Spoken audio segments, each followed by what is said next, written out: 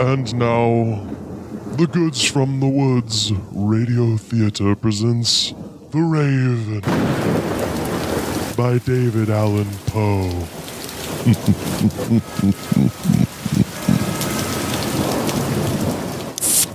Hey, man, I tell you, it was like nasty out, raining midnight one night. I'm sitting there in the trailer, just tired as hell, sick as shit. Don't want to do nothing, reading some old book, can't even remember the name of it.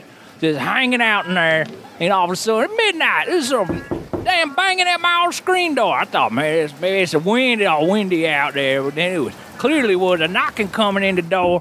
I said, I bet that's one of them crackheads from up the other end of the trailer court. I ain't opened the damn door for him. Now I'm tired and I'm depressed. My woman done left out on me anyway. That was probably back December, I think, probably reckoned correctly. The space heater was all flickering and busting out because I still ain't fixed that circuit breaker that the old county inspector told me to tend to about 6 months ago. Fuck him, tell me how to live. I do whatever I want. I'm just trying to get sleep. I can't get sleep. Got insomnia from all the damn pills. Anyway, I'm just waiting. It's like, hope can't the sun come up. I'm sick sitting out here in this dark thinking about what Laura done walked down on me, just left my ass sitting here alone, cold-ass drafty trailer. Horrible things. And then here come that knocking again. I hear that. I'm about to go get my gun in case he try to break. He probably looking for pills. Skeeter, why don't you get the fuck on out of here? I'll deal with you in the morning. And I'm sitting there sad and shit, more hanging around old trailer. And then I looked up and I got me one of them little, one of the Graceland, I got me a little plastic figurine, like one of them fancy, like Beethoven to be, like a head statue, but it's of a glow-in-the-dark Elvis, because he is the new Beethoven, and I put him just kind of by the door of the trailer, so when I leave, I'll be like, well, at least Elvis is going to be back here waiting for me, even though my girl done split. I mean, anyway, so I look up there, it's a fucking crow sitting up there. And I said, what's this crow doing? It's a harbinger of death and sorrow. Must have come in through the air vent that I never fixed up. I thought the squirrel nest might block a bird from coming in, but they must have moved out back when my lady did. And there's a crow sitting up there, and I said, God damn it, crow, you gonna abscond from this trailer. Because you come in here and you rousing all kinds of feelings about me being single and left and cheated on, making me all kinds of sad and shook up inside. You get out of my trailer, you damn crow. You know what that crow said? Crow said no. I said, damn it, crow. I'm in here with a bunch of space heater, just recollecting all kinds of vicious and dreary memories of forgotten times begone to me. And I said, you need to scram. Crow said nope. I said, damn, Crow, I done drank myself into half a stupor trying to recollect the pieces of my broken heart, put them back together like that old Chevelle that we had to chop up from a Chevette that time, because some of the parts do fit if you get an adapter kit. And I was sitting there and I said, you making me feel like all kinds of shit this very dreary night. That Crow looked right at me. Crow said, no. So I live with a fucking crow now. Y'all ain't so bad. Now fix to start kicking ass, just like it said at the beginning of the program. Man of the hour, tower of power, too sweet to be sour. Sending your ass on the jabroni jet to the other side of the territory, brother. The Alabama Hammer. Nightmares on the best part of my day. The Goods from the Woods. Hot damn!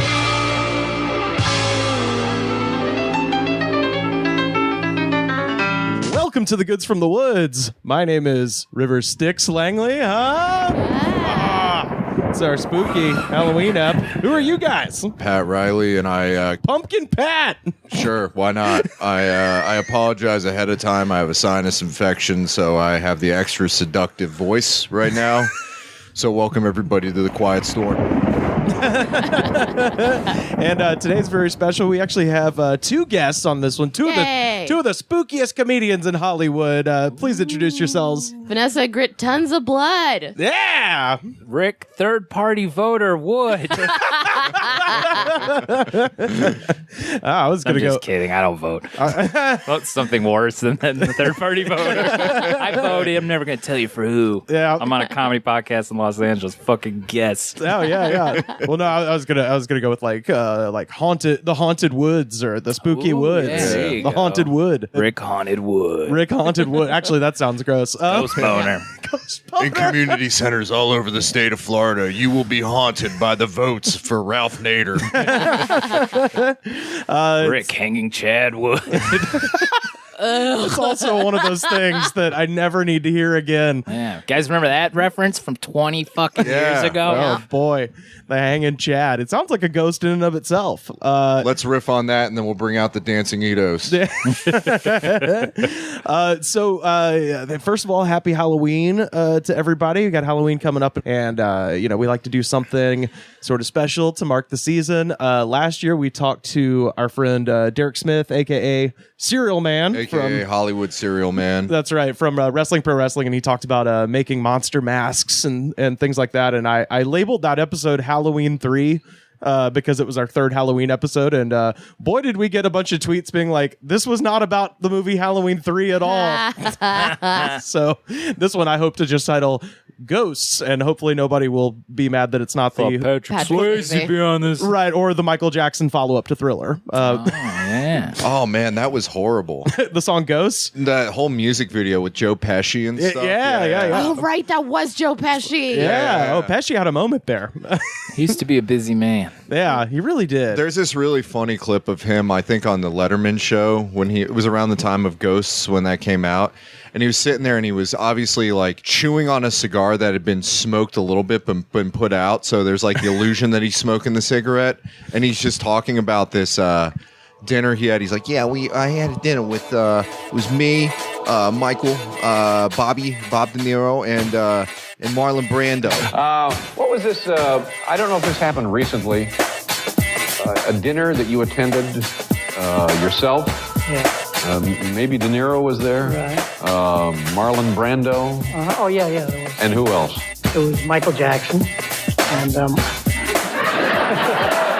bunch of kids. No.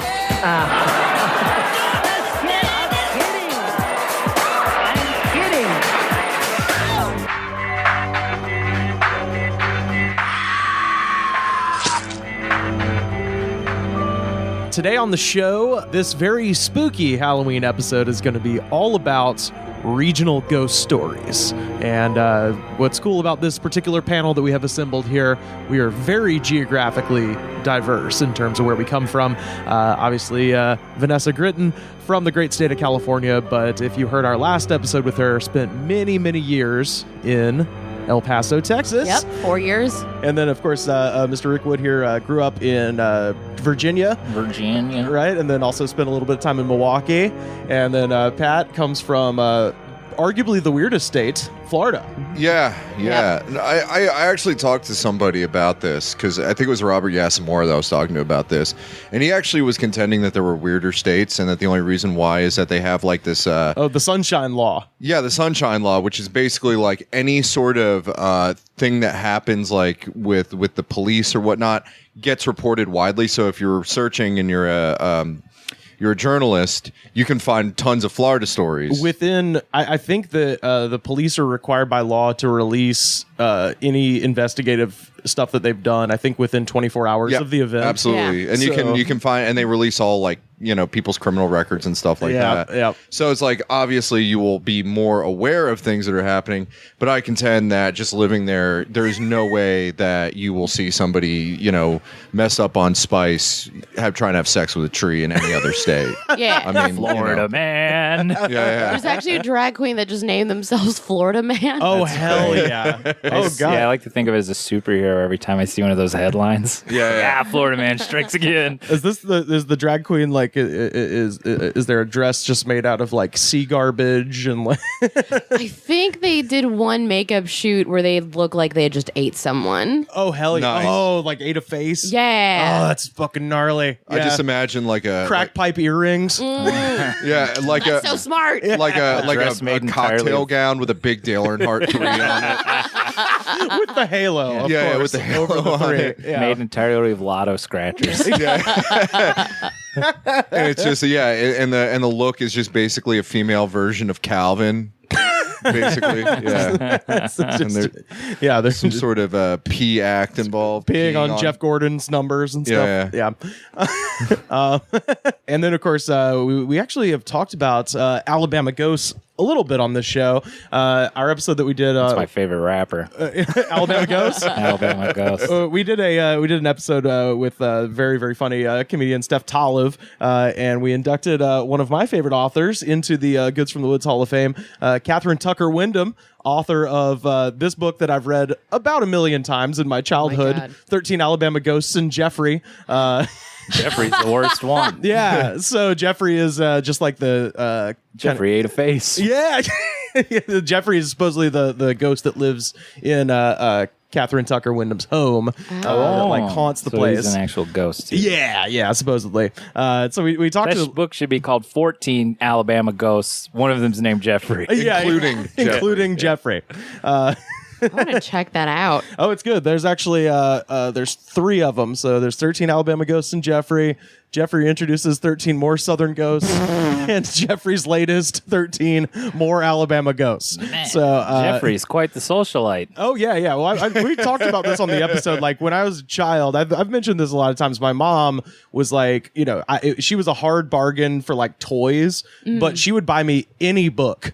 Like if I asked for a book, she would immediately buy it, which is, like I think great parenting, but it's like, encourage the kid to read. But my entire child bookshelf is just UFOs, ghosts, Bigfoots, like shit. Like that. I was really into cryptozoology. Like I was obsessed with any kind of book about Bigfoot, any kind of show about like Mothman. Yeah. Like to this day, there's like that dark delicacy store on Magnolia Park. Is that a haunted cake shop? Oh no, they sell like movie posters from horror theme memorabilia, but the back of it is a bookstore where they have like stuff on the occult and like stuff on like cryptozoology and stuff like that. And they have an entire wall of it. So I always go and like get alien shit and stuff like that. Yeah. Oh my god, I have to go check that. I'd seen that and I just assumed it was just posters and stuff. Oh no, they have like an entire bookstore in the back and it's so good. Fuck yeah. My mom had that same policy, but I ended up with a comparatively not as cool collection of the first 40 Garfield compendiums. Garfield living large. Gotta get it. Garfield can't see his feet. Must have it. Yeah. Hey, is this like a people draw fan art podcast? Yeah, probably. All right, families can draw. It's listening. I've been trying to get people to draw this, and I've offered to pay someone. They turned it down. We've got some talented artists that listen to the show. What is all right, it? you know that I Want to Believe poster? Yeah, of course. So that's kind of the backdrop at the bottoms of the lake. The Loch Ness Monster's coming out of the lake. Going over the lake is Bigfoot on Evel Knievel's motorcycle, giving Loch Ness Monster the finger. And then up in the corner is a little UFO with a little alien with a little trucker hat on it, and he's saying, dang. All right. So if you're listening, we know we got some artists out there. Yeah. Make Rick's dream come true, everybody. I want that as a tattoo sleeve. I was going to I was say. thinking about getting it on my arm, but then I was like, man, that's a lot of conversations at the pool I don't want to have. I don't know. I feel like that's self-explanatory. If you see somebody at the pool with that, you're just like, well, that guy's cool. He's too cool for me to talk to. What's your tattoo mean? It means dang. Fuck do you think it means? I'm from outer space. I ain't never seen no shit like that before. I've had a tattoo of a Ferris wheel for 3 weeks, and I've already had 2 people ask, can I ride? And I should have foreseen that. Oh, no. No. Oh, no. Oh, God. So let's... I guess we'll go, in order of admittance to the Union, maybe? So that would be Virginia. Oh, okay. Cool. Look what I've done to myself. Oh, yeah. So Virginia's kind of interesting because it's such an old state, and most of the Civil War happened there. Oh, yeah. Civil War ghosts. Yeah, there's like a ton of that kind of stuff. So, if you look at like websites, and a lot of this comes from the incredible website Weird US, which if you've never looked at is... Oh, yeah. Oh my God! I got a couple of them books. It's my favorite because it's just got long lists of crazy stuff. So this first ghost story from Virginia. This is the tale of the Wythe House. The Wythe House is a colonial-era Georgian townhouse in Williamsburg. Draws its name from George Wythe, the country's first law professor and one of the signers of the Declaration of Independence. Wythe was an eminently respectable judge, but his great-nephew, George Wythe Sweeney, was his opposite. A degenerate gambler with mounting debt problems. By 1806, the elder Wythe was widowed and childless, and Sweeney was one of his last remaining heirs. Eager to hasten his inheritance, Sweeney offered to move into his great uncle's house and look after the old man. And then he fucking poisoned him. And the elder Wythe sort of wasted away. The guy who signed the Declaration of Independence got poisoned? Yeah, he got poisoned. That's what you get. Yeah, for doing all this. Yeah. He slipped arsenic into his coffee. That's how he did it.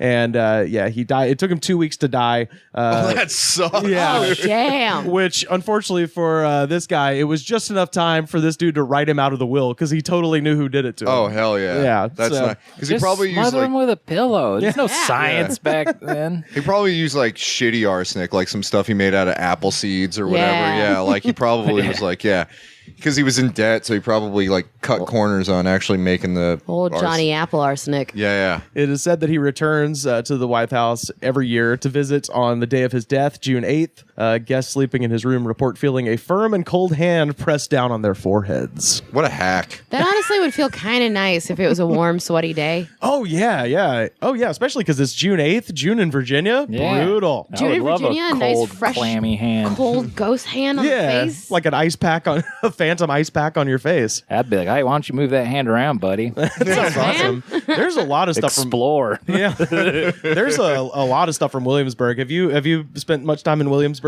I've been up there a couple times. You can see all the people dressed up like it's the olden days. Yep. Like making shit out of metal. I had a friend who went to the College of William and Mary there and did exactly that for a summer. Had to wear like buckles on his shoes and shit like that. Oh, we have one of those out here in California. I think it's like in an apple orchard. Oh shit! Really? I can't remember what it is, but they do like reenactments and stuff like that, and they also have like kidding. blacksmiths and butter makers and things like that. I know my teacher got proposed to there on our field trip. Wait, on the field trip? On the field trip By a student? because her husband was a reenactor. Oh No, man. wait a minute. What? Her husband was a reenactor for the Union because they would reenact like Civil War stuff there Out too here? In sometimes. California? Out here. Okay. This shit would has do- spread too far. I know. There's too. No one reenacts anything fun. Like, what about a Woodstock reenactment? Or the time, like, fucking Foghat did the Forum. Like, reenact that. They're like, all right, we got like a truckload of swag and a bunch of shitty old denim clothes. Get in there, kids. Or even, like- Reenact your asses off. Reenact the second Woodstock, the mud fight that knocked out the bassist of Green Day's tooth. I want to see Yeah. that. I want to see that. That's That's good. my Bunker Hill. But not the third one. The third Woodstock. That not was good. the next American Civil War. Widely really was. underreported. So what was he doing in the reenactment? Like, Oh my God. So he was loading a musket, okay. and then he said it was jammed. And when he opened it, the ring was there. It'd been funny if he shot her with the ring. Hold out your finger and hold it really fucking still. I know you're real pissed that I shot you and we're in triage right now, but once they pull the projectile out of your rib cage, I think That's you're like going a to be whole really carrot. surprised. The worst part was he did it like that, and he did it in front of a bunch of fifth graders, not even expecting to not be able to get the words "Will you marry me?" out because we were all like simultaneously. Yeah. As this flustered woman is just trying to get all of the kids together in one group because we're just Whoa. full Def Jam now. Oh, that's Yeah. That's exactly how you want your special day to be. A bunch of kids going, And just running in circles. I was really hoping you would say like he would pack the rifle and he would say the rifle's jammed, and then he pulls the trigger and one of those signs comes out that normally says bang, but it says "Will you marry me?" I wonder if someone's proposed that way. The Joker, probably. Yeah. This one is from Virginia Beach, Virginia, which I think is. Hell yeah. I think my dad lived there for a little bit. Is that right? Or where in Virginia are you from, actually? Portsmouth, Chesapeake. Oh, Chesapeake. Near Virginia Beach. Oh, okay, right on. So this one is the Cavalier Hotel. Have you ever heard of the Cavalier Hotel? I don't know. This one has a fun bit of history. So I probably read all these ghost stories Yeah, when I was a little kid. there's like a whole book. Find them ghosts. There's There's a huge books. There's a of this kind of Cavalier shit. Hotel in Melbourne, Florida. Oh, It is has that right? quarter hourly rates, which I have never seen that before in my entire life. Holy shit. Yeah. Do they blow a whistle? I mean, that Hourly is- rates, yeah. That's pretty quick because you got to think like you got to get in there, get undressed, do Yeah. the deed. Even if you're like going in 3 minutes, Yeah, that just yeah. leaves you 12 minutes to. I think I think it was no. I think the whole thing was that it was it gives you like the proper amount of time to do like really hard street drugs. Oh inside. yeah, you can shoot heroin in there. You can like because basically it was the place where if you were like really down and out, that's where you lived, accruing your quarter hourly rates. Sure. Yeah, I'm gonna go for a twofer and see if I can get my dick sucked while I shoot heroin. Paying 96 quarter hourly rates It's a day. the best yeah. 15 minutes of my life. This is the one in Virginia Beach. Famous folks such as Al Capone and Woodrow Wilson stayed at this 1927 swank establishment. And then this is just perfect. On June 5th, 1929, Adolf Coors of Coors Brewery fame jumped to his death from a 6-story window. Damn, eastbound and all the way down.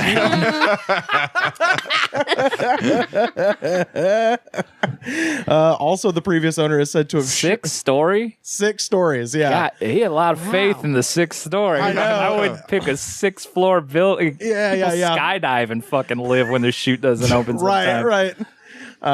Adolf Coors, renowned paraplegic.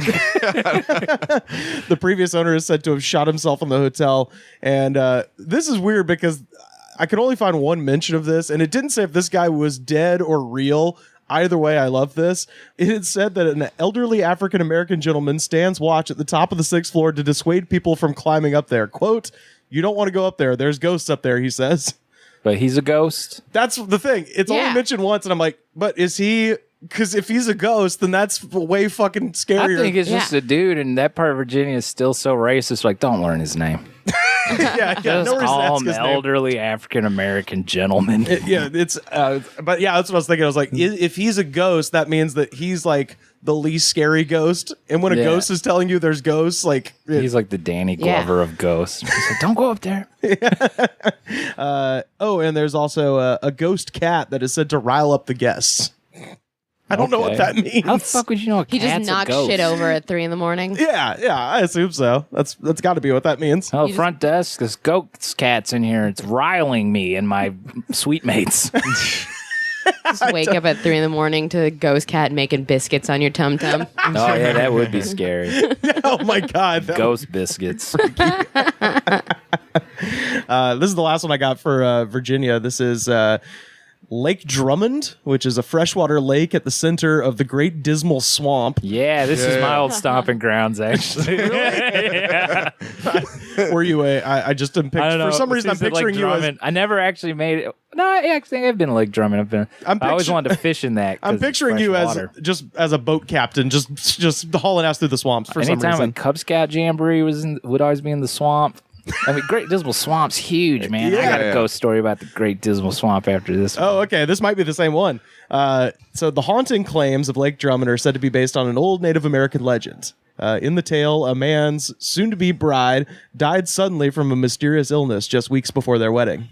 The man then became crazed and overwhelmed with depression and soon began to believe that his bride-to-be was somewhere deep in the Great Dismal Swamp.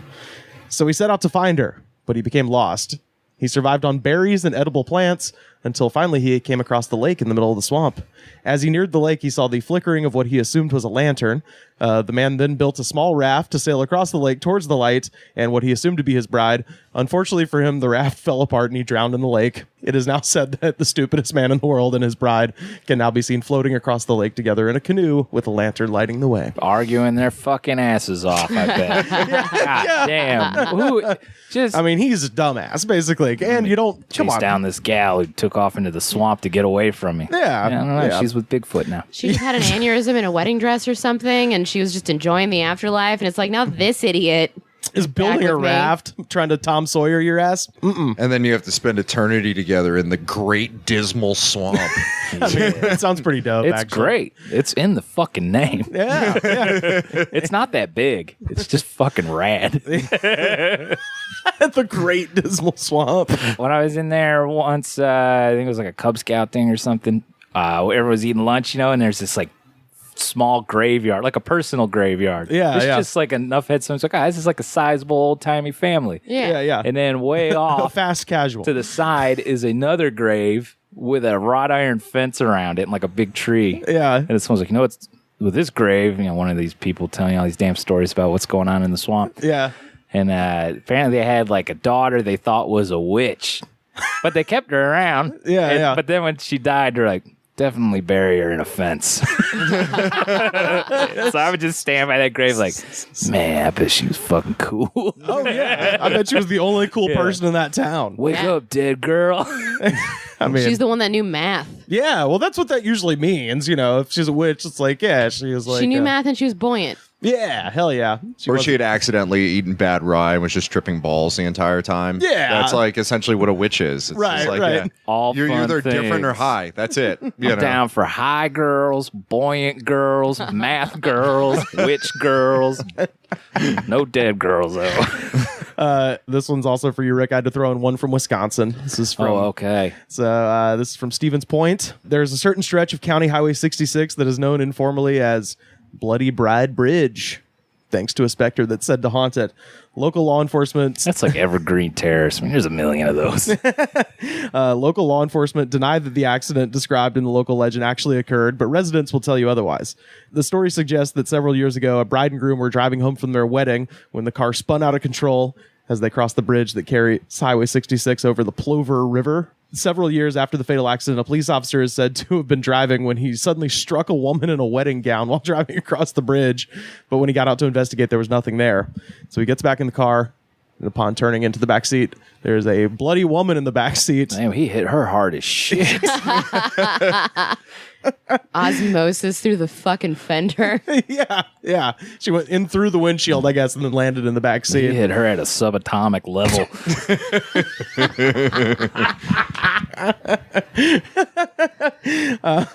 Yeah, many people have seen the bloody bride standing on the bridge on rainy nights, and local urban legends say that if you stop on the bridge at midnight, both the bride and her groom will manifest in your back seat. Gross. What is with all these dead Taxi Cab couples? Confessions, season 666. Yeah, it's surreal. Yeah, what a taxi cab confession. Why never did a Halloween episode? Like, they should have done one where it's just monsters and ghosts get in there. Or like a coven of I was gonna witches say. does a ritual sacrifice in the backseat. I think we all are we all about to write a sketch? Because I'm about to. I love the idea. Let's do this. This would be amazing. of Satan jumping in the front seat, and it's just like, I don't know why they keep blaming all those cat deaths on me.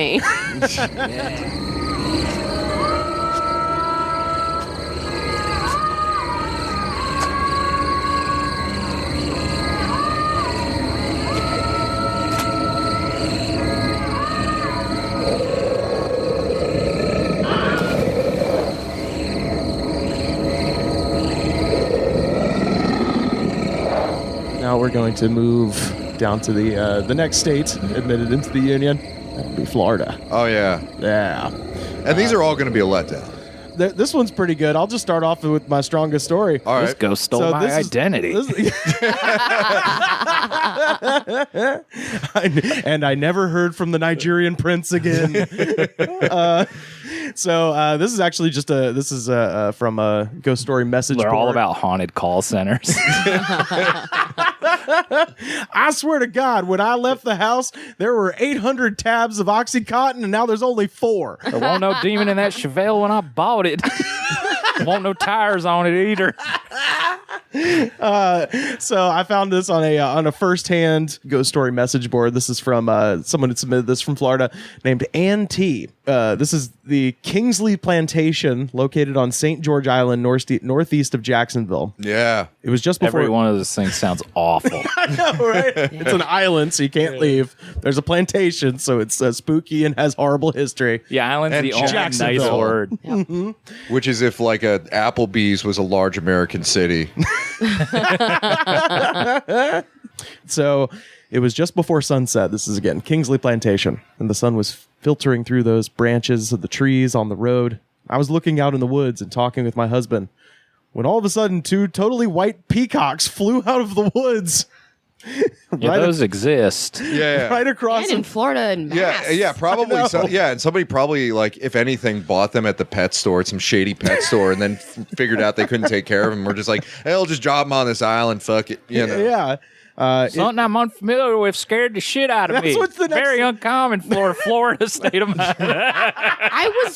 Someone tried to sell me a kangaroo in Florida. It's Really? not weird. Damn. Florida's all right animals now. in Florida. Just Oh, flip yeah, my opinion. no, absolutely. Like brick and mortar pet stores, it's just like, you want to buy a lemur? And it's just yeah. Florida is like if a debt collector finally like got a hold of all the assets from a circus he loaned money to, and he had to bring that shit back to Florida.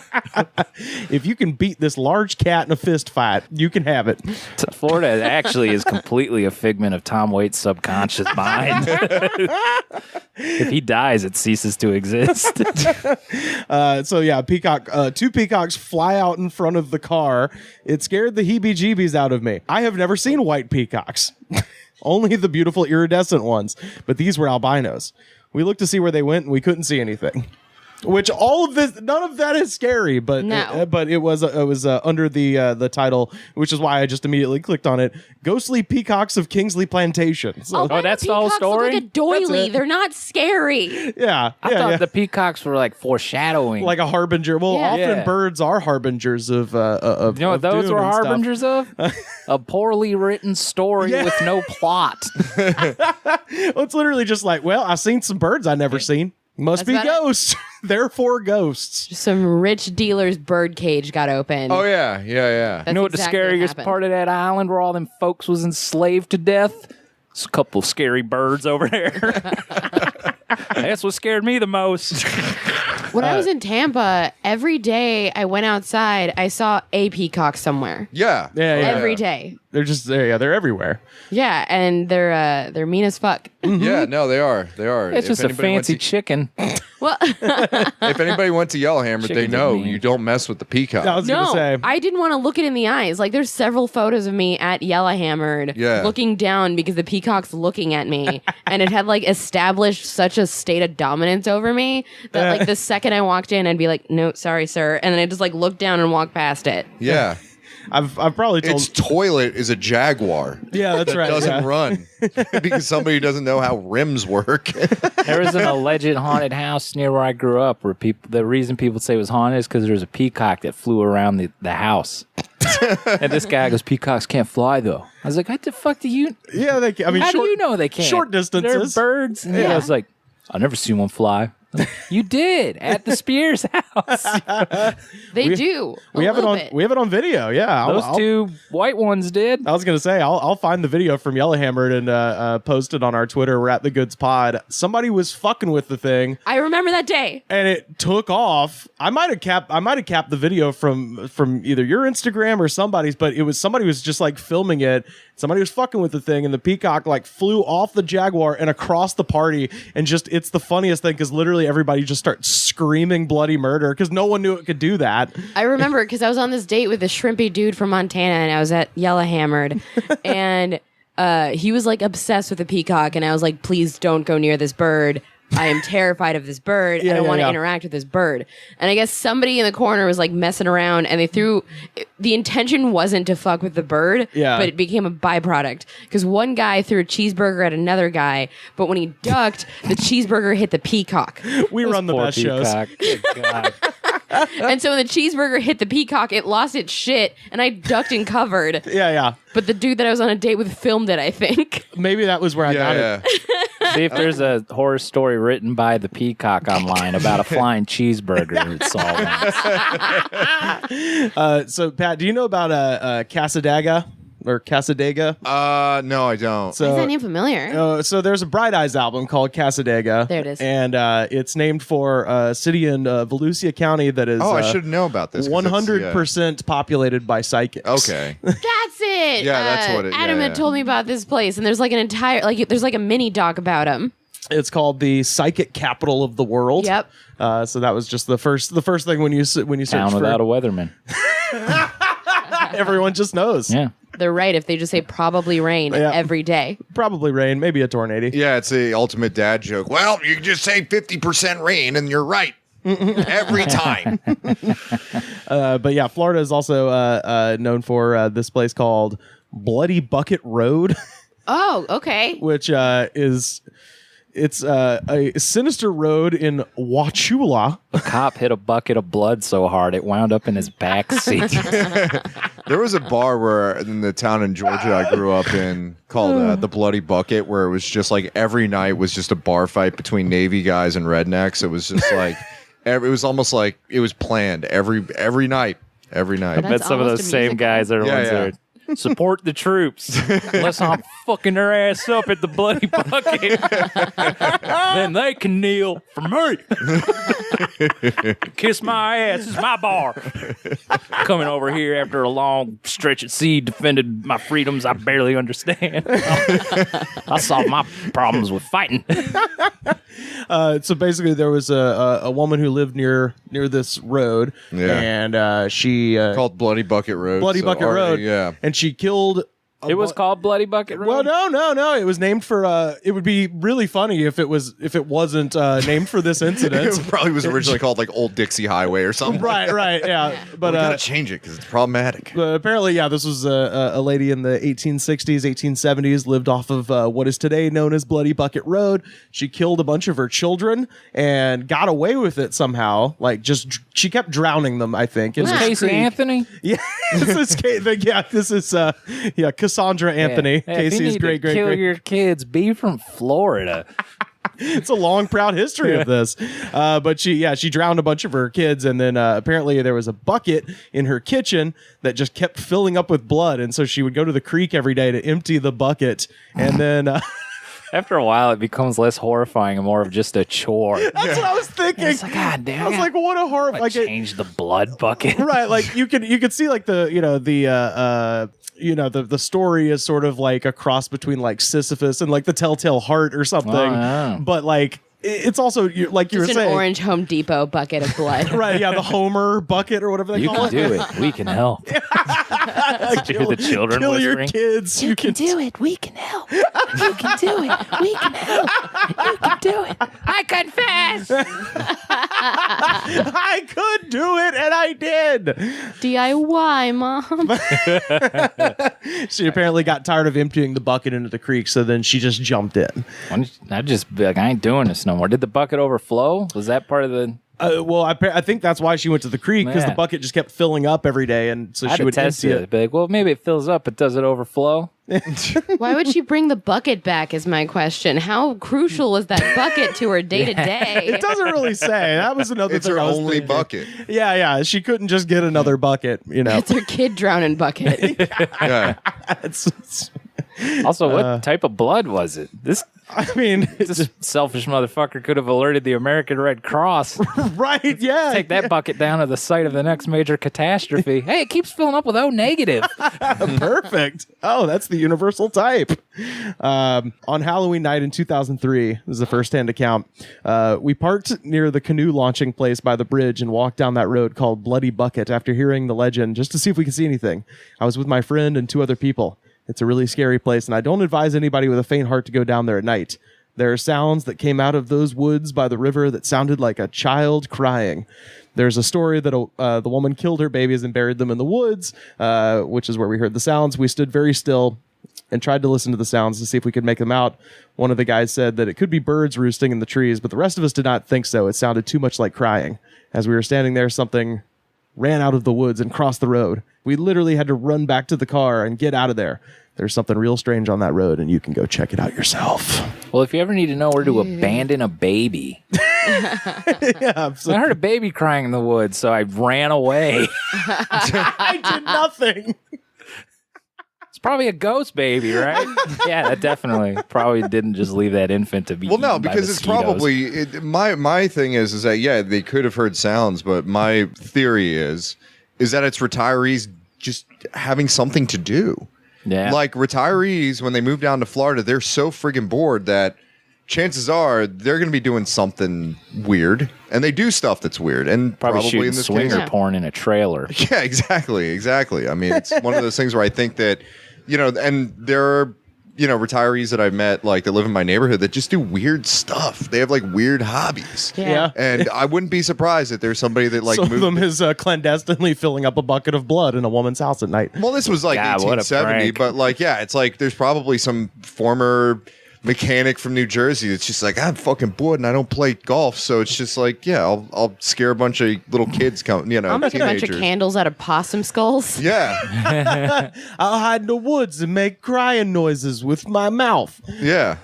They're all What, Tracy just Morgan. sitting on a Yeti cooler full of hams. Oh, the ice stays in there for like 48 hours. It's I crazy. could cry out here all weekend with one set of ice cubes. Run out of beer before I run out of cold. Name a cooler that can do that. Oh, fuck. So this is the last one from Florida. This is the Oviedo Lights. Yeah, there's a nationwide warehouse in Oviedo. So on the road between Aklanahatchee. Yeah, I know that road. Yeah. Chuluto and Snow Hill at the bridge crossing the Akonelahatchee River, you can see a ghost light that some claim has been known to chase cars. The phenomenon has been seen for at least 50 years and is called the Oviedo Lights. Although Oviedo is a good distance away, it's the largest community in the area. Since the 1950s, high school kids from all over the country have driven out onto the bridge over the Akonelahatchee just to check out the lights. The lights are not always seen, and they seem to favor warm months. This is one phenomenon that I have seen, which to me looks like a very faint glowing ball of fog rising up from the swamp. How much do you want to bet that it's just like an escaped emu? Yeah. Just an emu with a reflective collar. Yeah. Ghost lights are responsible for so many unwanted teen pregnancies. Oh, we're getting to Marfa in just a moment here. Yeah, Come we're on, baby, let's go out and see the ghost lights. It's like 3 bored hours later. I didn't bring a condom. It's the original Netflix and chill is Ghost Lights. Yeah, basically. Well, no ghost showed up. You horny? In this remote field by a train track. This little detail is the most Florida thing I've ever read. So basically, there's these reports of these lights. Lots of people go out to see the lights, and so this is from a local police officer. 2 boys who will remain unnamed were out there driving with their lights off, and one killed the other one with their car. Both were from Oviedo High School. It was a terrible accident, and after that, the Oviedo Lights died down for a long time and then started back up again in the 70s and 80s and has been going strong ever since. So, yeah, like two guys both had their lights off, driving slow to try to see the lights, and they just crashed into each other. And now they're the new ghost lights. Mm-hmm. Yeah. So what do you know of that area, Pat? Oviedo, besides the They manufacturer's have warehouse? a fantastic Chicago Cubs themed bar called the Friendly Confines. It's there. There's a Chuck E. Cheese there, a very large Bed Bath & Beyond. It's basically like Oviedo was like nothing, and then it's by UCF, and they just decided to make it just a big expanse of strip shopping centers. God, imagine explaining that to everyone who asks how your kid or your brother died. I was looking for ghost. He was driving with his headlights off, trying to see a ghost. And there's another fella driving with his headlights off, trying to see the same ghost. And well, they was looking for the ghost, what they did not see was each other. Now they's both ghosts. And yep. The first 70% of that sounds like a math word problem. If 2 stupid boys are both traveling 70 miles per hour in order to see a ghost light. But what is the speed of ghost light? It's negative 117 trillion miles per second.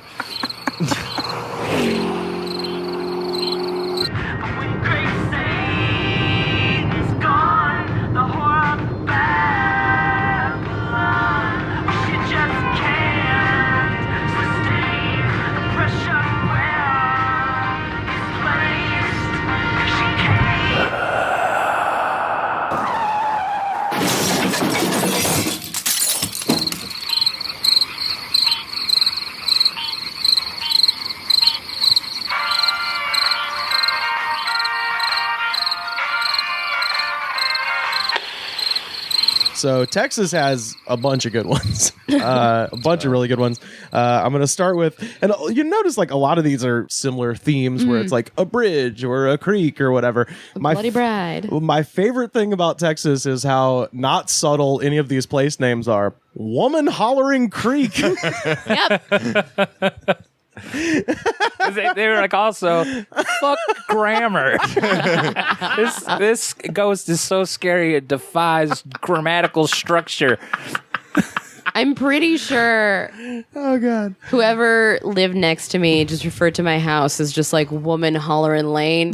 Because it was just there's a spooky 20-year-old apparition who just cries in a robe in the backyard all the time. She just smokes Winston 100s and just says my mother was right. Unless the woman is hollering creek. In which case, which is real fucking scary. It's just in the middle of an old cactus field. Craig! Woman Hollering Creek. Craig, goddammit! Is she saying That was the name of her Creed or kid. Creek? Creek, goddammit.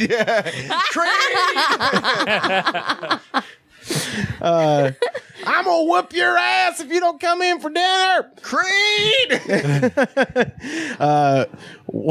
It's so funny when I say it now. Woman Hollering Creek is a creek located in central Texas. At one point, it crosses Interstate 10 between Seguin, Texas, and San Antonio.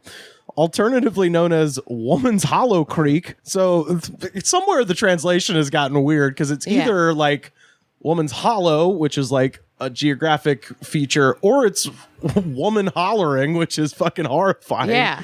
Woman's Hollow Creek. I mean, it's not better, but it sounds like a slightly polite but still disgusting like code word where high schoolers fuck. Like, hey, you going down to Pussy Creek? Don't call it that. They hate that word. All right, well, you going down to the Woman's Hollow Creek? Or it's just like a Texan version of like where Wonder Woman is from, where it's just a holler where only women live. Yeah. They're all like stringing bows and shit like that. So the creek's name is probably a loose translation of the Spanish La Llorona, or the Weeping Woman. According to legend, a woman who has recently given birth drowns her newborn in the river because the father of the child either does not want it or leaves with a different woman. The woman then screams in anguish. After the death, her spirit haunts the location of the drowning and wails in misery. The legend has many different variations, and there have even been occasional sightings of the restless woman's spirit. The legend also states that if you get too close to the water, the hollering woman will drag you in, hoping you are her child. Oh, so it's La Llorona. It's basically just La Llorona, but they're like, we can't say her name here. Yeah. We can't pronounce La Llorona. Hollering woman. Hollering lady. Woman hollering. The screaming woman. They took the literal translation and didn't reconjugate or whatever. Yeah, made it an active. It's like if they just took Frida Kahlo as like fuzzy paint lady. Like that. We can't say her name. So here's this.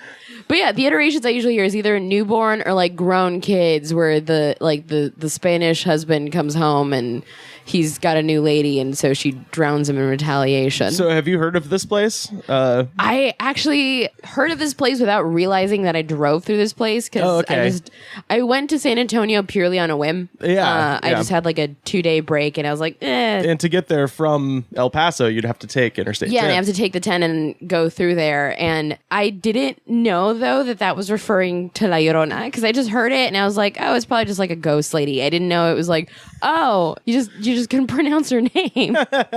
This is the ghost story that transcends every kind of like from Mexico to Guatemala to Honduras to Central and South America. We all have a version of it. Oh, okay. Yeah. It's our like boogeyman. It's like the Lorelei or something. Yeah. We all have a different version of it. It's all the same name. Like in Guatemala, it was a woman who like ran off with a conquistador.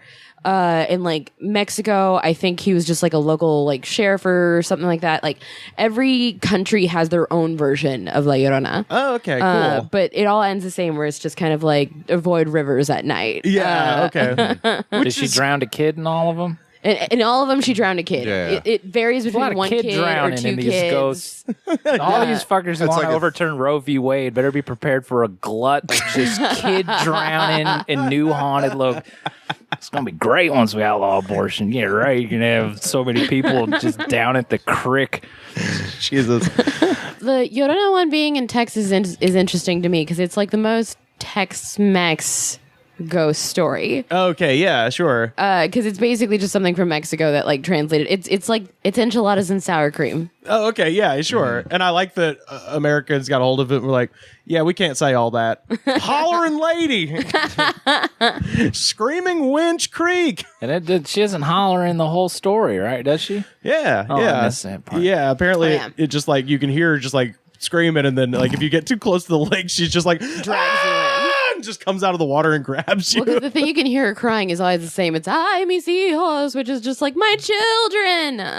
Oh my God, And I that's- guess she specifically drags children. Like it's like as like an adult, you can get away with it, but if Baba you're a Yaga. child, you're the target. Sure, which as a folktale is, as most do, serve double purposes of like, one, it's entertaining, but two, like, kids, don't go near the fucking water when it's dark. Yeah, you'll get. I don't know, fucking eaten, Yeah. depending on the country, or just drowned. Right, or just just good old fashioned drowning. All Latino ghost stories are meant to keep kids in line. Yeah. La Llorona is meant to keep you from lakes at night. El Cocoy is meant to make you go to bed because it's basically like, oh, you didn't go to bed? There's a thing in the dark that'll eat you if you don't sleep in time. Which one's the ghost that throws a house shoe at your face? Oh, it's a... What was that? my mom's basketball career that was lost the second I was born. What was that second one called? El Cocoy? It's either known as El Cocoy or El Coco. The spelling for the first one is C-U-C-U-Y, which could get a little confusing because there's a radio host that also called himself the Cocoy de la Mañana. Uh-huh. So he was like, I'm the morning boogeyman, and I'm your Howard Stern type. But yeah, it's either El Cocoy or El Coco, and it lives in the dark in your room, and if you don't go to bed on time, he'll eat you. Wow. The reason I asked is it reminded me of this. Like, I just recently refound this thing I had to do for, this was freshman year communications class. We had to just partner up with like a random person and then do a speech introducing your other person to the class. And my guy, I won't say his last name, but his first name was Jonathan. And it was one of those things where like, I was talking to him and he was like, oh, what kind of stuff do you like? And I was like, oh, I like, whatever, stand-up comedy, and I like wrestling, and just like naming stuff. And I'm like, what about you? And it was one of those things where I was like, it was like getting blood from a fucking stone. Like it was just, overall the most uninteresting person ever.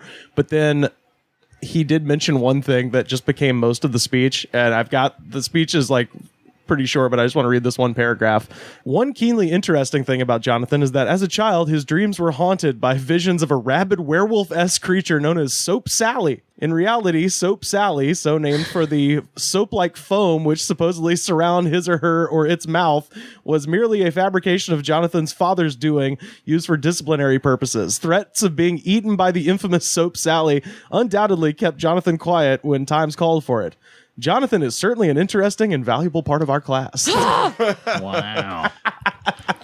Someone call CPS for Jonathan. I know, Jonathan, wherever And you're at, buddy. Rivers, you jerk. You couldn't make something up. Oh, but no, that was what he said. You know? His dad uses like parts of a Looney Tunes plot line about a rabid dog. Yeah. Like an episode where a dog eats soap flakes. Yeah.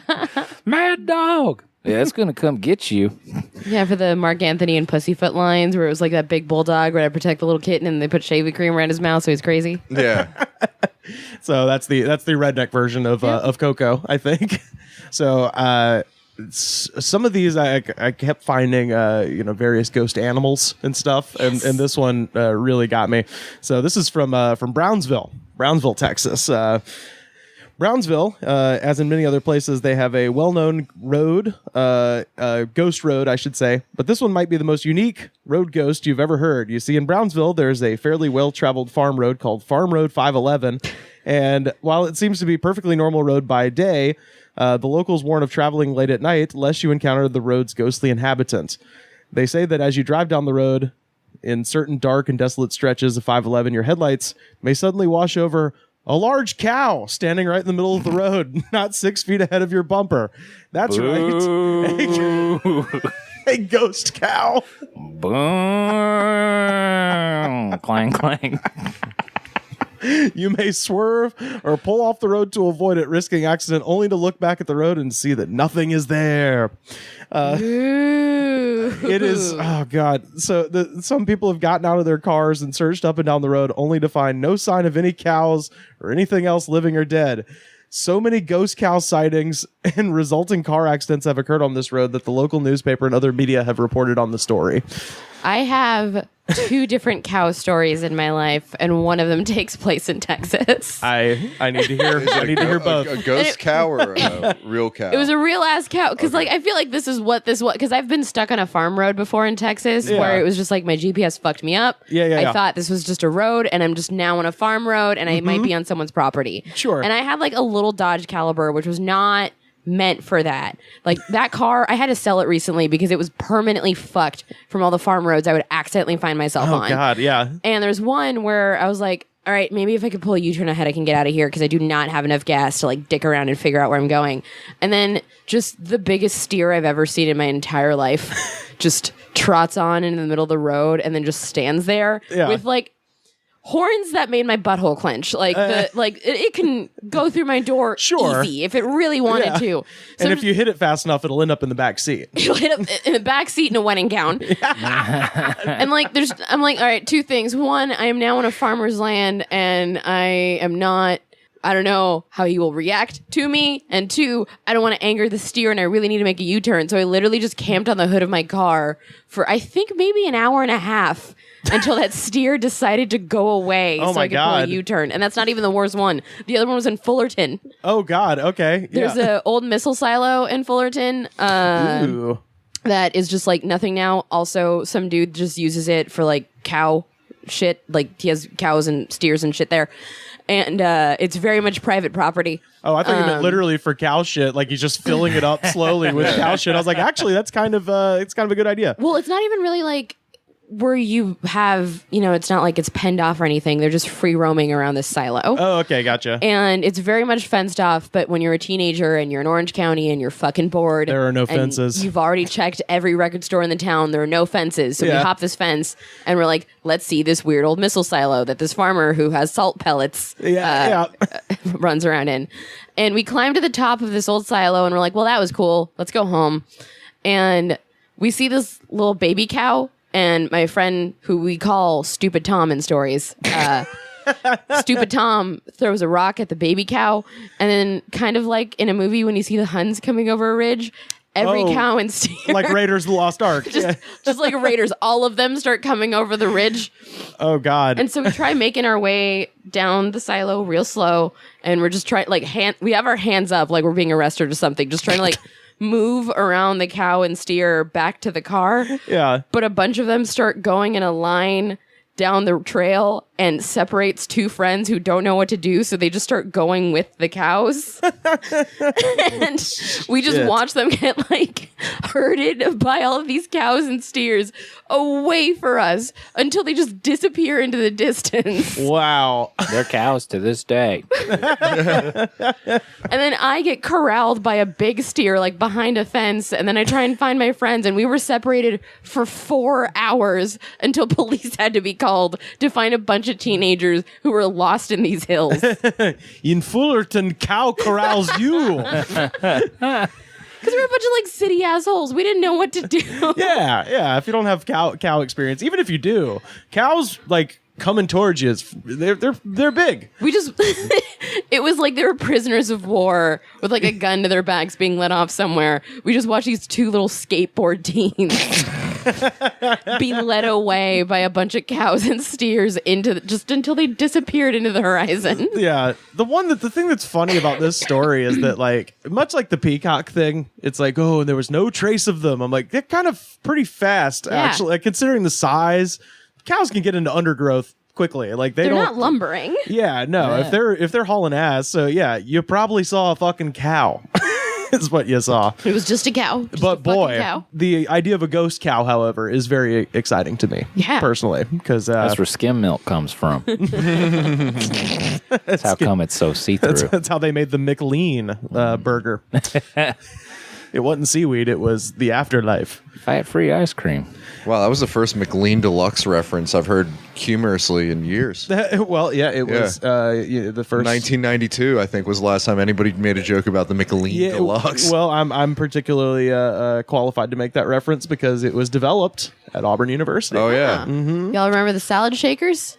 Oh yes, of course. Where you put the ranch in there and then you shake it. But they'd give you like a half a cup of ranch, right? So like a cup of salad. Yeah, so it was basically just wet. It was wet. I Yeah, want to drink the dressing, but society says I must chew it. Hey, in certain parts of the country, that's a dressing salad. substrate. You know, in the heartland of America, it's all dressing. It's like beer cheese soup in Wisconsin. Oh God, yeah. Someone was like, Love it. "Damn, can't we just drink the cheese?" And they're like, "No, it's unbecoming of a human being. Call it soup. What if we made it like a soup? So you just pour my beer in the soup. I just want all the shit I was going to eat today just is drinkable. Well, just goddamn it, use a spoon when company's around, Earl. Okay, fuck it." Imagine if a ghost cow haunted your apartment, though. That would be awful. Just came up behind me while I was working on some clay pottery. It's just so much real estate a cow takes up. And if it's got that bell on its neck. Ugh. So this is from a reader of Weird US, and this is just a firsthand thing. Dear Weird US, I have not seen anything on your site about werewolves, which are a real interest of mine. This is because I have lived all of my life, except for 4 years away for college in Oregon. As a werewolf. Well, I don't think you choose to live your life as a werewolf, you know. But Danzig does. Yeah, that's true. In Bexar County, Texas, and we have one doozy of a legend around here. Let me tell you what I have heard about the Converse werewolf. Like the sneaker? I was thinking Teen Wolf immediately. Converse Werewolf sounds like the name of a SoundCloud rapper. Yeah. Taking it. It's like Earl sweatshirt featuring Converse Werewolf. This is old time ranching country, and part That's not even a genre of country. That just sounded so funny. That's one of them SoundCloud countries. This is old time ranching country. And being a rancher, especially back then, was being manly. One rancher wanted his son to go out and be a man, so he sent the 15-year-old into the wilderness by himself and told him not to come back until you have an XY chromosome pairing. I'll be learning how to run this microscope. Told him not to come back until he had a deer for the family to eat. The boy went out, and days later, he still hadn't returned. The rancher summoned all of his neighbors, and they went on a search party. The rancher was looking, and he heard a noise off in the woods. He went running in that direction, thinking he had found his son, and he was right, but he got more than he bargained for. What he saw was an 8-foot-tall creature that looked like a direct cross between a wolf and a gorilla. And puberty's it's tough. His voice is cracked. Hey, Dad! Here's why this story sucks, is because it should, by all rights, be the child, because the symbolism is of the kid becoming a man, you know, getting this prey. And a good ghost story. And having to become a beast in order to fucking reach manhood. Would make and him the stuff. beast. Yeah, to become what men are, which is disgusting, horrible creatures and shit. Get some new pants. Yeah, I feel like I'm half gorilla, half wolf sometimes. Right, we all do. Then I get a Snickers. God, we just wrote that's their Halloween commercial. It's just damn businesses, call up Rivers and Pat here. Yeah, man. Touch. We're writing all kinds of good shit. But no, this is I hate this. Just as you know, as a writer, I hate this. What he saw was an 8-foot tall creature, looked like a wolf and a gorilla, and it was eating his 15-year-old boy. Welcome to my book collection. The rancher shot There's at plenty of books in my book collection. I said, go out there and become a man, not werewolf feces, you dumb fuck. Shit. The rancher shot at the beast and it took off into the woods, but it was too late. The kid had been eaten to death. Eaten to death? Dude, metal band for sure. We are eaten to death. This is a book of real werewolf stories. Lots of really good ones. And this one is called The Converse Werewolf. The Converse Werewolf. And he came back with my flesh. The rancher with a kid in his mouth. All true stories. Real good. The rancher plunged into a deep depression and generally went off the deep end. Use deep twice, Jesus. He stopped talking. He stopped talking to people. He stopped eating and died shortly after seeing the gruesome sight. That's from Big Chuck Hawley. You know. What a dumb shit rant. He's like, just go stand out in the woods until you feel manly. Well, no, you're supposed to bring back a deer. It was like, get lost. You're supposed to bring back a deer to eat. And the good story This would be... is at night? Yeah, well, like, yeah, I guess. Well, that's why night hunting's illegal. Yeah. Get your ass eaten by a half gorilla, half wolf. You dumbass. Out there shining for death is what you're doing. What did you think would happen? I actually heard this one from a friend from El Paso that came to visit to Los Angeles because we were just catching up, and she was like, "Oh, did you hear the new El Paso ghost story?" Because like there's some spooky elements to it. Like for example, I think the last man the Black Dahlia was seen with was a Fort Bliss soldier, and that was before he was going back. And I lived right near Fort Bliss, so a lot of the ghost stories were like military based.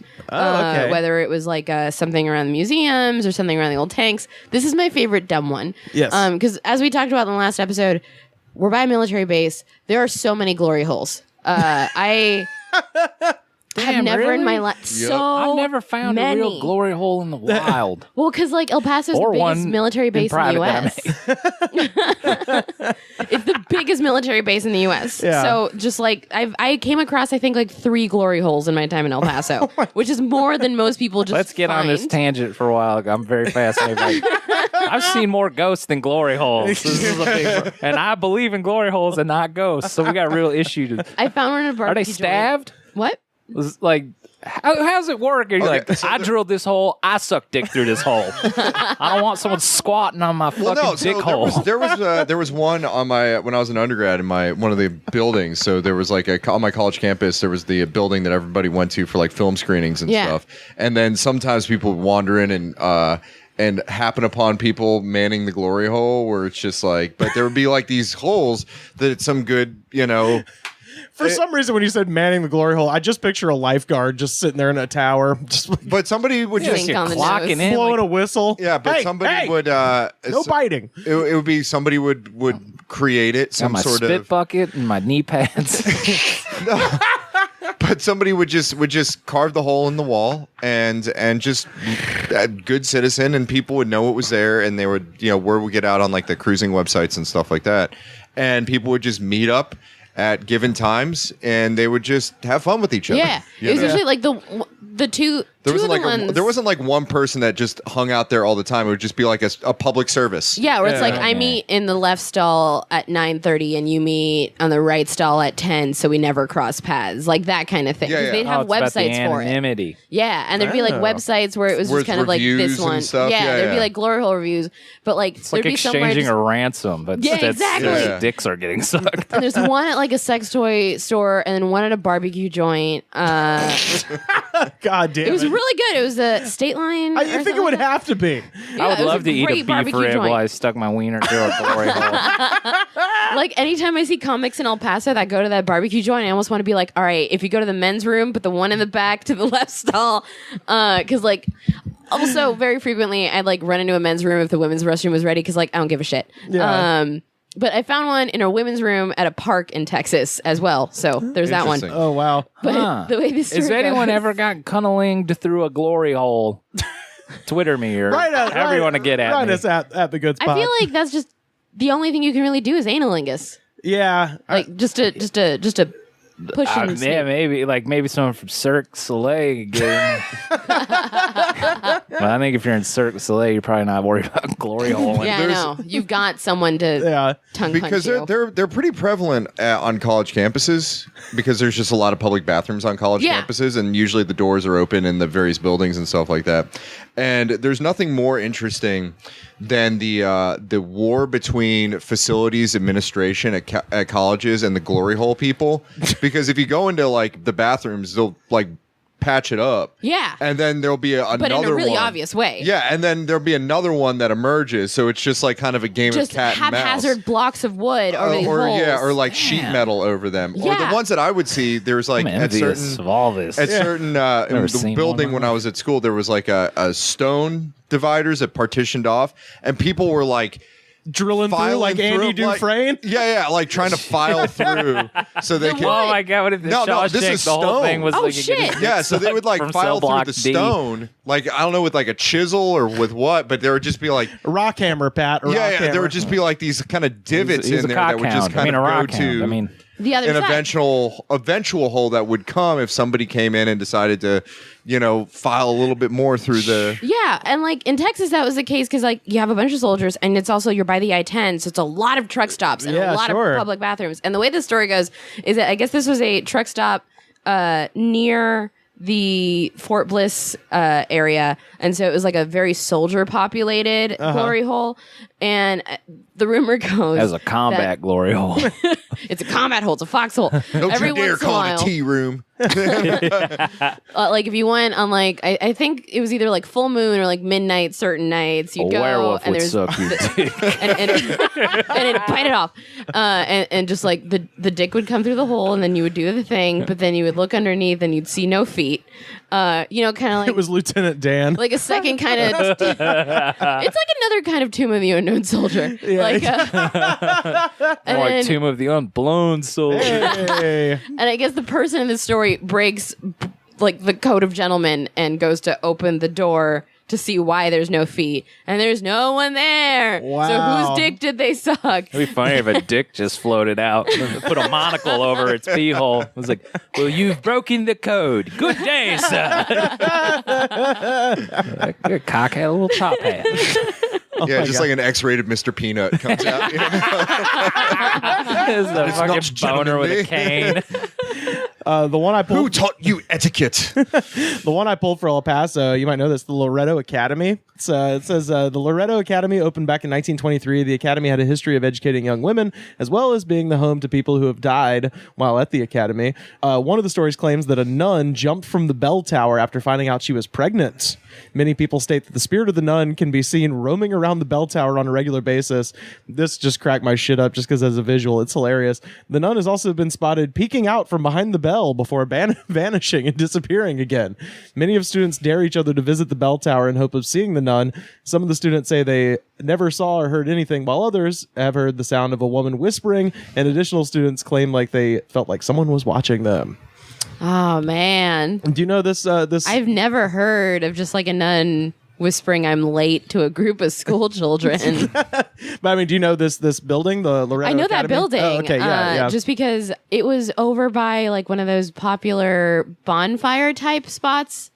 Sure. Where it was just like, this is empty and there's a lot of mesquite. Okay, gotcha. I'd never heard that it was haunted though, but I would always hear like whisperings of like people daring each other to go. Because in El Paso, once you start running out of stuff to do in the city, you just start making your way towards uninhabited areas filled with mesquite, where it's like, all right, we could start a fire, we could shoot a gun. Sure. And that was over in that area of the woods. When I was in college, the college had ownership of the former state mental institution. Oh, hell yeah. Yeah. Those are Which always actually, great. if you've seen the movie, watch the show Stranger Things, the government facility in Stranger Things is that building. Whoa. Yeah. So it's- hell yeah. Yeah. So it's like really creepy looking. It's like super freaking creepy And why do looking. they do that? They're like, all right, you're mentally disturbed. You know where we should put you? A really creepy building. Yeah. That would make a sane But they would person put lose their so fucking mind. there was like the main building, and then around it there are these cottages, essentially like these kind of satellite cottages that were connected by an underground tunnel system, which was awesome because it was low friction, so it was a great place to skateboard. Nice. And we actually would go up into the cottages from time to time. And we would just see some like really freaky stuff. Like there was just kind of the scratch marks in the paint on the walls and some of the rooms that were there, and like kind of smatterings of what we presumed to be blood. It was like really absolutely freaky. Yeah. And like the lights would go out from time to time. And no, it's like it's things that would happen, right? It's fluorescent light bulbs that haven't been changed in a while. Nobody's in there because of asbestos. But like when you're in those settings, it's very easy to get kind of these like visual sort of your brain messing with you, and you start to see things like that. And there were times where we just like it'd be dark and we'd go up there and it would just freak us out because it was just There's all the stimuli around just kind of messes with your mind. Maybe it's the asbestos, I don't know. Yeah. But it's just like all this like radon gas. Yeah. There's an abandoned mental hospital across the river from Tuscaloosa. Hey, I got a question. Is there a fucking not abandoned mental hospital anywhere? I've heard about 20 mental hospitals. They're all abandoned. Thanks, Reagan. Yeah, I mean, look at all the ghost places you made, Reagan. Now we got ghosts and crazy people. Yep. This one's across the river from Tuscaloosa, Alabama, Northport, and it's called, I believe it's called, like, the actual name is the S.D. Allen facility, and it's, but it was, there's an existing... Stands for Sane Dude Allen. You could be just like me after our 12-week program. There is an existing mental hospital in Tuscaloosa that's still open, and it was built in like the 1850s. An it's still fucking open. It's called Bryce. So this one is called by locals Old Bryce, even though it was never called that. But anyway, when we went there, there was creepy shit like in the power plant where they would fire the coal to like create the generators and stuff. There was just a couple of like hawks that had their heads chopped off and were like, spread out and stuff like that. So it was like some like real statues or real. No, they were real. They were like real hawks. Real dead headless hawks. Like some satanic stuff. What bites the head off a hawk? They're an apex. Middle schoolers who are into Satan, probably. Yeah, middle schoolers are the apex predator. Yeah, that's but true. The funniest part of it was we go downstairs and in the basement where the cafeteria is, somebody had attempted to spray all of the 7 deadly sins in spray paint, like around on the different columns of the cafeteria. Well, the 8th deadly sin's graffiti. Yeah, well, one of them was they were trying to spell gluttony, but they had definitely spelled it glutony, Glutony. So, got a good laugh out of that. Nothing is better. When you eat so much bread. I'm a glutony. The opposite of celiacs is glutony. I got glutony disease. I have to eat a loaf of bread every day. The best Italian bakery. Yeah, glutony. In all the Bronx. I am glutony. Looking for a kid with a can of spray paint and a baguette. Marfa. So tell us a little bit about Marfa, Texas, because it's such a cool I love that cool, weird little town. I've been wanting to do a road trip back to Texas, specifically because I've been to Marfa, but I didn't see the thing that everyone goes to Marfa for, which is the Marfa Prada. Yes. Which is this like art installation that it's meant to look like a Prada store that you'd see in like Beverly Hills or Milan or whatever, but in the middle of nowhere in Marfa. And it's been there for so long that they actually had to remove the fake displays inside because people kept breaking in and thinking it was actual Prada in the middle of the desert. Oh, God, yeah. And I was like, no, this is just a cardboard recreation, you stupid moron. Yeah. But I fucking love Marfa. Yeah, it's like this very like kind of cool, like almost hippie-ish sort of arts community in the middle of the fucking desert. It's like New Mexico without the turquoise. Mm-hmm. Yeah, exactly. Sounds tight. But the other thing it's known for is the Marfa Mystery Lights, which is, and I found out, like I'd always heard about this, but I found out that there's actually like a state official like viewing area. So when you go, there's like a big reflective sign like you would see at a rest area or something where it's like Marfa Mystery Lights viewing location. And very similar to what we were talking about the Florida one, I was just like, oh yeah, this is just where teenagers go to fuck. Yeah. Like, that's what it's for. Marfa got smart though. Like, I don't need 2 lights off idiots colliding. right. Let's have a designated area. It's a good spot to see the ghost. Yeah, but you can go online and read a bunch of different accounts of this. And the official account of the explanation is that it's swamp gas, which is very funny considering it's in the middle of the desert. Is it swamp gas? Is there anything it can't be? I think I had an ex-girlfriend the whole time. She was swamp gas. She was swamp gas. I almost proposed.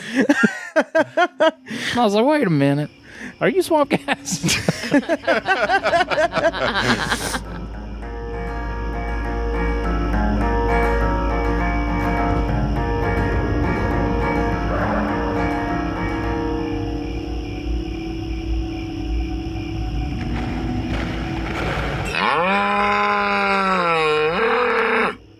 The last 2 I wanted to do would just go back to Alabama because I found, we shared a bunch from the book, Catherine Tucker Wyndham book. And by the way, that whole section, we were calling her Catherine Wyndham Tucker the whole time. It's Catherine Tucker Wyndham. Don't let Jeffrey hear. So if you put it in Google the wrong way, you probably won't even find the book. This is from Abbeville, Alabama. Legend claims that a phantom woman would appear to children, but only at night.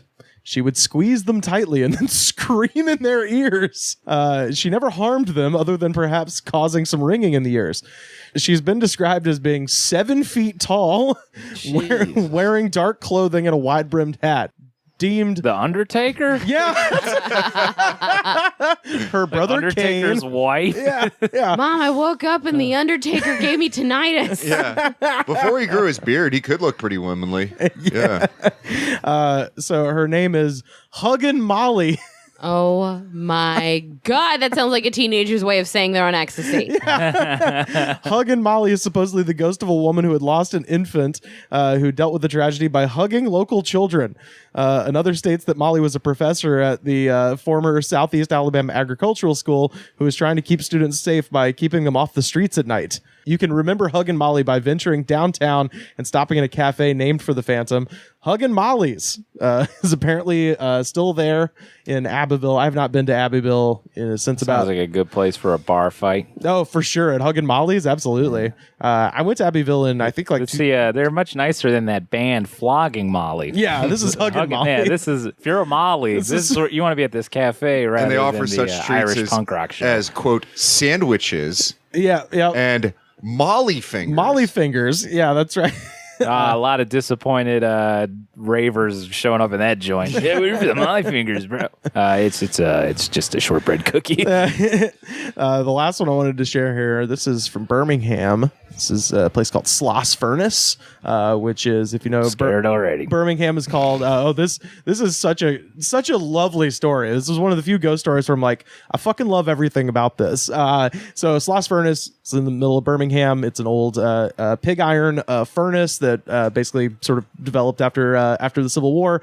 Birmingham was known as the Pittsburgh of the South, and it got its name for all of the steel industry that was going on there. So Sloss Furnace became a mecca of pig iron needed for thousands of steel products around the country. The industrial boom, coupled with the city's seemingly overnight transformation into a metropolis, unfortunately came at a cost. In the early 1900s, James Slag Wormwood, damn, that's a name, foreman of the graveyard shift between sunset and sunrise at took Sloss his wife's Furnace. name. A weird decision. His last name was just Smith.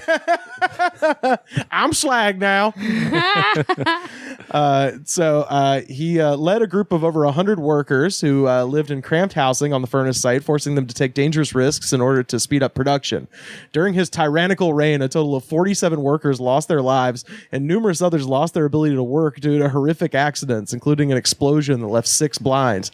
The rumor is that workers, fed up with their daunting and dangerous nights, threw slag kicking and screaming into a coal furnace in October of 1906. Hell yeah. After his becoming Slag himself. Yeah, I know. Wow. After his disappearance, which is one way to put it, workers continuously complained of an unnatural presence in the work site, and some complained of being pushed from behind or being told by a mysterious voice to, quote, get back to work.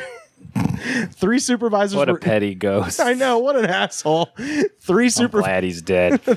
3 supervisors were even found unconscious and locked in a small boiler room, only to emerge with stories of seemingly burned men who shouted at them to push more steel. There have been over 100 reports of suspected paranormal activity at sure Sloss that's Furnace. what happened.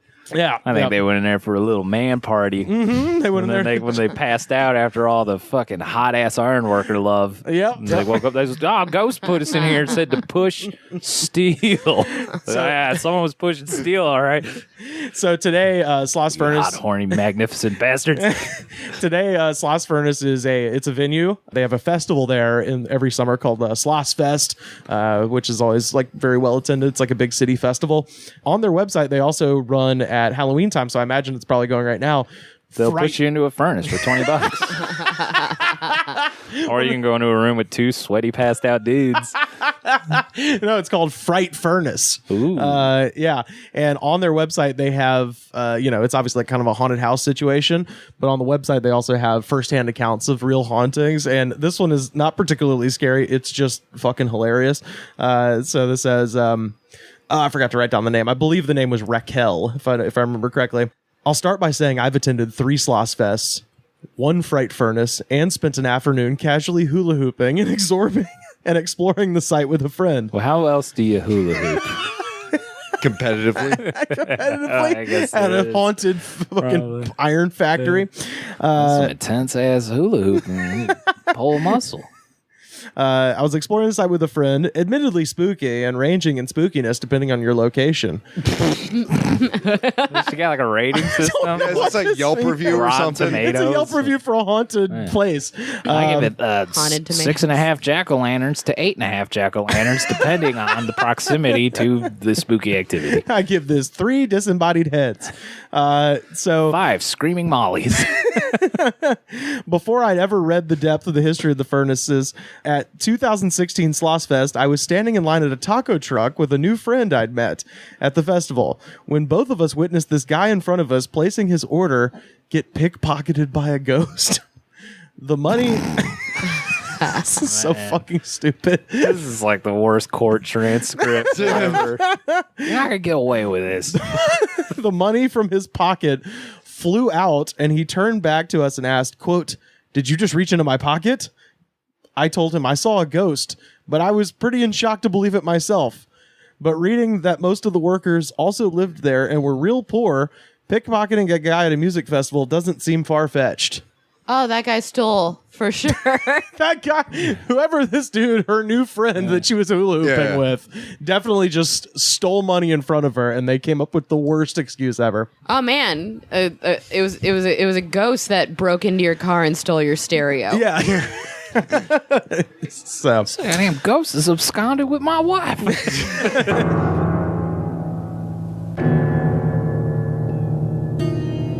Through the nauseous night I'll soar, I'll wade through pools of rancid gore.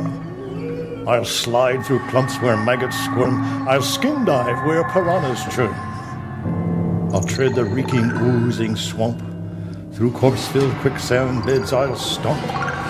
Through vampire nests I'll wend my way, where werewolves dwell I'll pass today. I'll lift your coffin lid, my dear, my nose will tell me you're still there. I'll realize my lifelong dream to wish you happy Halloween. Vanessa, tell us about your podcast. I'm on Brouhaha Podcast on the Unpops Network. It's me, Anna Valenzuela, Cindy Aravina. It's an absolute blast. I love doing it. We actually just started a thing where I share a recipe every Thursday, and people send me their versions of like Guatemalan recipes that I share, which is really fun. Oh, nice. And I'll point you guys if you want even more scary stuff. We have a ghost story in one of your old podcasts, Take a Walk. Yes, you shared an amazing ghost story. I came on and talked about the ghost in Griffith Park, where there's supposedly a conquistador who you can see surfing at night. on a wave of floodwaters. I love telling people that fucking story. So, little tease. Go check out, I believe, all of the episodes of Take a Walk are still up. So, yeah, I believe that one is called The Mexican Hat Dance of Doom. Yes, Mexican Hat Dance of Doom. Please check it out. Yeah, so check that out. Where can people find you on Twitter and stuff? At Ness Gritton on Twitter, Instagram, and VanessaGritton.com. Awesome. Yeah, follow Vanessa, one of my favorite comedians to watch. Thank you. Such a funny person. Yeah. Rick, tell us about what all you got going on, man. I don't know what I'm doing coming up, man. I'm just in limbo. Hey, I'll be in Bangkok at the Comedy Club Bang. Got a lot of Bangkok listeners. Man, we probably got one or two. I'm Somebody's probably excited. My career's heading to a low-rent Tom Rhodes trajectory. I'll be there November 20-something. Damn, I don't know. Just one night? Shit. One night in Bangkok. One night in Bangkok? Build your oyster. I hope that's the poster they make for it. Have you heard the dance remix of that? It's great. Oh, fuck yeah. On Black Friday, November 23rd. I don't know what they call it in Bangkok since I don't think they do a bunch of Thanksgiving or post-Thanksgiving psychotic shopping sales. Oh, sure. It's just regular-ass Friday. All right. Well, yeah, go see Rick. That's the fun of the play. Otherwise, I'll be doing an all-clean show in Fresno if anyone wants to come. Oh, dude, yeah. See me talk slower than hell, trying not to say the F word every other sentence. I saw man, it took you a whole hour to do 10 minutes of material. So yeah, be sure to check out all of Rick's dates, all of Vanessa's podcasts, and her stand-up dates as well. You can find us on Facebook, facebook.com/thegoodspod. We're on Twitter @thegoodspod. Every episode ever, youtube.com/thegoodspod. Buy a shirt.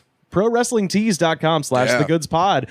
And if you happen to be down south over Christmas break, I'm going to be performing at our good friend Dr. Ben Sawyer's show, Perfect Timing, in Nashville, and that'll be on December 22nd. And the night before that, the Friday night on the 21st, I've actually just gotten in touch with my friends down at Standard Deluxe in Waverly, Alabama, and we're going to be running Waverly's first ever comedy show. And I can't really announce the lineup for sure, but let's just say this. I have a feeling it's going to be a good night. Huh? Oh. Yeah. It's going to be fun as hell. So come see us in Waverly on the 21st. Pat, what should the folks do when they get to iTunes? Rate, review, subscribe, and buy the shirt. Buy the shirt. Buy the shirt. We got more designs coming soon, by the way. Yeah. And if you're an artist out there and after you're done with Rick's insane poster, if you want to design us a t-shirt. Yeah, if you want to make a Butt Rock Gauntlet Survivor shirt, maybe you could be the one that designs it. Yeah. So, you can send all of that to us on Twitter. I'll go on my website and buy this Baphomet Trans Am t-shirt. Oh, fucking A. Yeah. Hellbound and Down. I think it's rick-wood.com. Fucking A. Rate, review, subscribe. Buy the shirt. Buy the shirt. It shows the attitude of gratitude. And if you don't have the attitude of gratitude, Daddy, fuck you. Happy Halloween. Blue Halloween.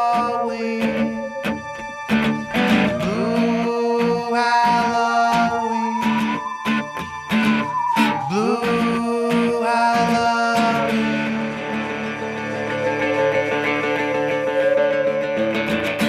Don the mask of a phantom and try to make your way through town. Try to appear to be human. Try not to be just what you seem. Though you know you're just a beast on a blue Halloween. Blue Halloween.